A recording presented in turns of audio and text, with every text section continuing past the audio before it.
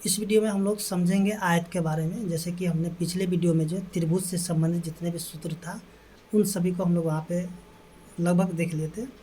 तो चलिए हम लोग यहाँ पे शुरू करते हैं आयत और वर्ग का। देखिए यहाँ पे जो है सबसे पहले हम लोग शुरू करेंगे आयत से। ठीक है, देखिए आयत जो क्या होगा, जैसे कि इस प्रकार से देखेंगे, जो भी चित्र होगा इसको हम लोग कहेंगे आयत।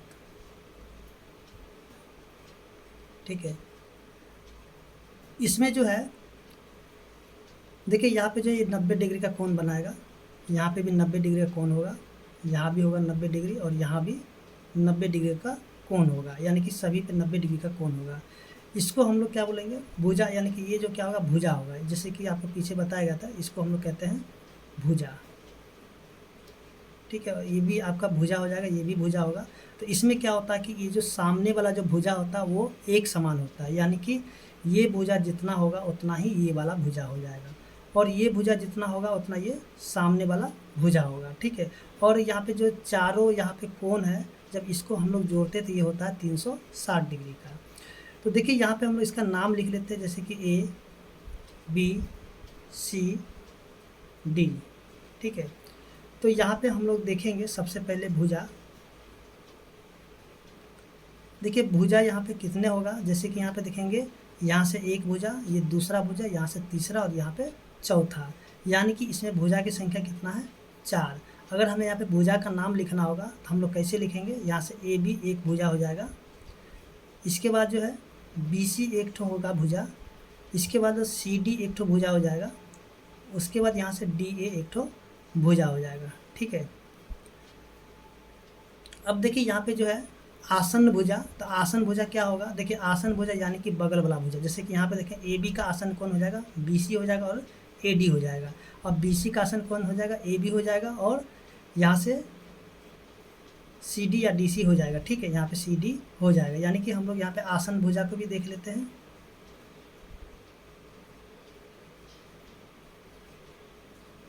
देखिए आसन भुजा यानी कि बगल वाला भुजा। देखिए सबसे पहले अगर हम लोग ए बी के भुजा देखते हैं आसन भुजा, तो ए बी का आसन कौन हो जाएगा, देखिए ए बी का जो आसन हो जाएगा आपका, यहाँ से ए बी का हो जाएगा आपका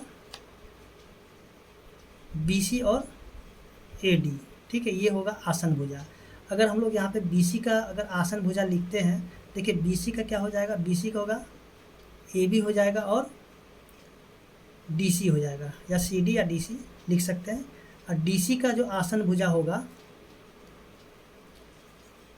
देखिए आसन का यानी कि बगल वाला भुजा, देखिए डी सी के बगल में कौन है, बी सी है और डी ए है। ठीक है, और डी ए के बगल में कौन है, देखिए डी ए के बगल में जो है डी सी है और ए बी है।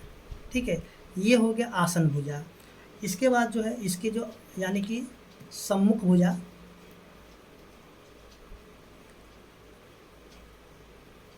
सम्मुख भुजा कौन सा हो जाएगा, देखिए सम्मुख हो जाएगा ए बी के सम्मुख कौन है, तो हम लोग यहाँ पे देखेंगे कि ए बी के सम्मुख जो है डी सी है। ठीक है, ए बी के सम्मुख कौन है, डी सी। ठीक है, इसके बाद जो बी सी के सम्मुख कौन है, यानी कि ए डी है। सॉरी यहाँ पे अच्छा बराबर भी लिख देंगे, क्योंकि दोनों भुजा आपस में क्या होगा, बराबर होगा। ठीक है, इसके बाद जो यहाँ पे आता है, देखिए इसमें जो हम लोग देखते हैं कोण का। ठीक है, यहाँ पे कोण कितने हैं, देखिए कोण जो होगा यहाँ पे ये वाला एक ठो कोण है, उसके दूसरा कोण, तीसरा कोण, चौथा कोण, इसमें कितना कोण हो जाएगा, 4 कोण होगा। और कोण का नाम लिखेंगे तो यहाँ पे कोण ए, कोण बी, कोण सी और कोण डी हो जाएगा, यानी कि 4 कोण का यहाँ पे नाम लिखा गया। और चारों कोणों का योग कितना होता है, देखिए चारों कोणों का योग जो हो जाता है 360 डिग्री होता है। ठीक है, इसके बाद अगर हम लोग यहाँ पे देखते हैं, यहाँ से जो है अगर यहाँ से बीचों बीच एक लाइन खींच देते हैं तो इसको हम लोग क्या बोलते हैं, विकर्ण बोलते हैं। ठीक है, यहाँ से विकर्ण हो जाएगा, विकर्ण क्या हो जाएगा, ए सी हो जाएगा, और यहाँ से हम लोग इस तरह से खींच देंगे यहाँ से एक लाइन, तो यहाँ से भी एक विकर्ण बन जाएगा जिसका नाम हो जाएगा बी डी। ठीक है, इसके बाद हम लोग यहाँ पे देखते हैं शीर्ष। तो शीर्ष क्या होता है? शीर्ष जैसे कि एक ही बिंदु पर जब दो लाइन आकर के मिलता है तो उसको हम लोग शीर्ष कहते हैं। जैसे कि यहाँ पे देखिए, यहाँ से ए से शुरू करते हैं, ए एक ठो शीर्ष होगा, बी भी एक शीर्ष हो जाएगा, सी भी शीर्ष होगा और डी भी शीर्ष हो जाएगा। ठीक है, तो यहाँ पे जो हम लोग भुजा को देख लिए, कोण को देख लिए, उसका विकर्ण देख लिए, शीर्ष देख लिए। ठीक है, इसके बाद जो हम लोग यहाँ पे देखिए, अब इसके बीच में जो क्या होगा, देखिए ये बीच वाला भाग क्या होता है, इसका क्षेत्रफल कहलाता है। जो बीच में जो भाग होगा इसका क्षेत्रफल कहेंगे। और ये जो यहाँ पे चारों भुजाओं का योग हम लोग कर देंगे तो उसका परिमाप होगा। तो चलिए हम लोग यहाँ पे समझते हैं। देखिए यहाँ पे अगर परिमाप की बात करेंगे, परिमाप, ठीक है, तो परिमाप क्या होगा? चारों भुजाओं का योग, चारों भुजाओं का योग, यानी कि चारों भुजाओं का जब हम लोग जोड़ देंगे तब हम लोग को क्या मिलेगा? परिमाप मिल जाएगा। तो एक काम करते हैं, यहाँ पे देखिए ये जो भुजा, इसको हम लोग कर लेते हैं एल। एल फॉर लंबाई, यानी कि लंबाई हो जाएगा। अगर ये वाला एल है तो ये सामने वाला भी एल होगा। ठीक है, इसको हम लोग करते हैं बी, यानी कि चौड़ाई। अगर ये बी है तो ये भी हो जाएगा बी। अगर हमें परिमाप निकालना होगा तो हम लोग क्या करेंगे? चारों भुजाओं का योग करेंगे। सबसे पहले हम लोग यहाँ पे देखते हैं कि एल प्लस में, तो देखिए यहाँ भी एल है, ये जो सामने ये भी एल है, तो इसको भी हम लोग यहाँ पे एल लिख लेते हैं। फिर से यहाँ पे जोड़ में देखिए यहाँ बी है तो इसको भी लिखेंगे बी, और इसके सामने भुजा क्या है? बी है, तो इसको भी हम लोग कर लेते हैं बी। तो यहाँ पे हम लोग क्या देखते हैं कि देखिए यहाँ पे एल की संख्या कितना है? 2 ठो एल है, 2 ठो बी है। तो यहाँ पे लिखेंगे 2 एल और जोड़ में 2 बी। देखिए यहाँ पे 2 और 2 दोनों कॉमन मिल रहा है, तो यहाँ पे 2 को हम कॉमन निकाल देंगे। तो यहाँ पे बचेगा क्या? एल प्लस में बी। ठीक है, तो यहाँ पे जो यानी कि आयत का जो परिमाप होगा क्या होगा? 2 इंटू एल प्लस में बी हो जाएगा। और यहाँ पे क्या हो जाएगा? यहाँ पे इकाई होगा, यहाँ पे मीटर होगा, सेंटीमीटर होगा। ठीक है, इस तरीके से कुछ भी यहाँ पे इकाई इसका हो सकता है। ठीक है, तो आपको क्या करना है, यहाँ से ये जो परिमाप होगा आयत का, ये सूत्र आपको याद रखना है, यानी कि 2 इंटू एल प्लस में बी। इसके बाद जो है हम लोग यहाँ पे इसका क्षेत्रफल को अगर देखते हैं, चलिए हम लोग यहाँ पे क्षेत्रफल के बारे में भी देख लेते हैं।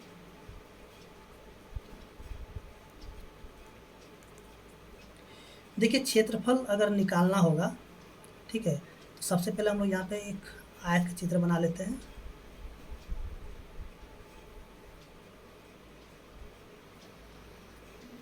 ठीक है, तो देखिए यहाँ से ये होगा एल, ये हो जाता है बी, और ये भी हो जाता है एल, और ये हो जाता है बी।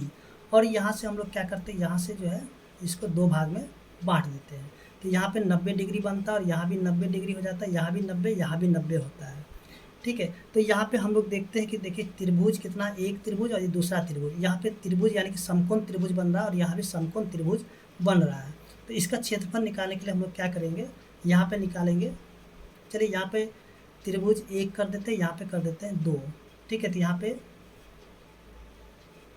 एक काम करें, नाम ए बी सी डी, त्रिभुज ए बी सी का क्षेत्रफल और जोड़ त्रिभुज ए डी सी का क्षेत्रफल।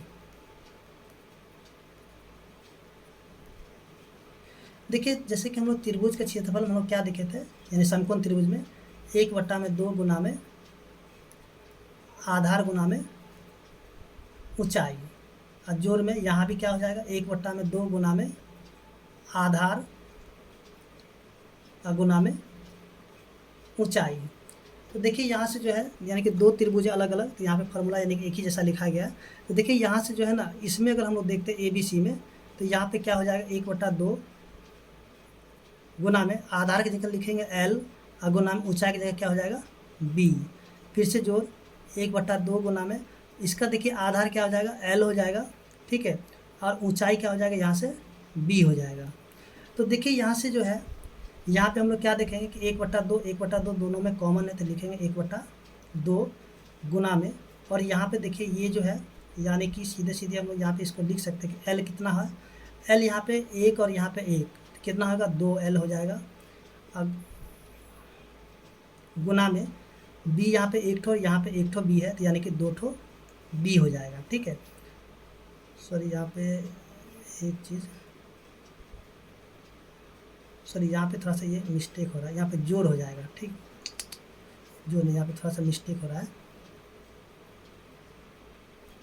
तो देखिए यहाँ पे जो है ना, यानी कि पूरा का पूरा अगर आप देखते हैं यहाँ पे पूरा एक ठो ये हो गया, एक ठो इधर वाला हो गया, तो यहाँ पे कितने हो गया, यानी कि दोनों मिला करके यहाँ पे 2 गुना में 1/2 गुना में एल गुना में बी हो जाएगा, ठीक है। यानी कि 2 ठो, एक ठो इधर है एक ठो इधर, यानी कि 2 ठो हो गया, तो 2 यहाँ पे ले लिए, ठीक है। और एल भी यहाँ पे दोनों में कॉमन है। देखिए 2 से 2 कट गया, तो यहाँ पे बचा क्या, एल गुना में बी, यानी कि आयत का जो क्षेत्रफल क्या हो जाएगा, आयत का क्षेत्रफल होता है एल गुना में बी, और यहाँ पे क्या हो जाएगा, वर्ग इकाई, ठीक है। यहाँ पे क्या हो जाएगा, वर्ग इकाई, यानी कि आपको यहाँ पे इसका क्षेत्रफल याद रखने के लिए क्या करना है, एल गुना में बी हो जाएगा, ठीक है। तो इस तरीके से हम लोग देखते हैं जो कि आयत का जो परिमाप और क्षेत्रफल का जो है सूत्र किस प्रकार से निकाला जाता है, उसको हम लोगों ने यहाँ पे देख लिया है। देखिए अगर यहाँ पे जो है आयत का अगर हम लोग को क्या निकालना होगा, विकर्ण निकालना होगा, तो चलिए हम लोग यहाँ पे इसको भी देख लेते हैं।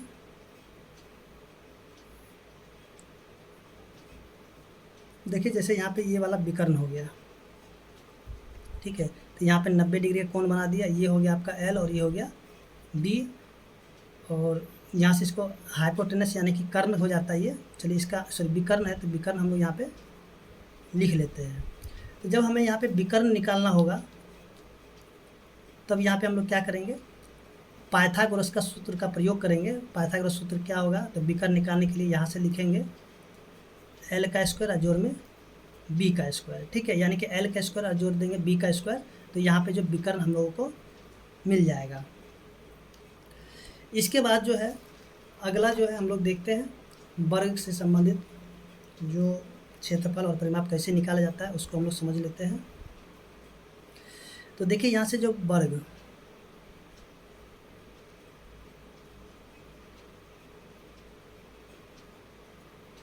देखिए वर्ग का जो सभी भुजा क्या होगा, एक समान होगा, ठीक है, ये हो जाता है आपका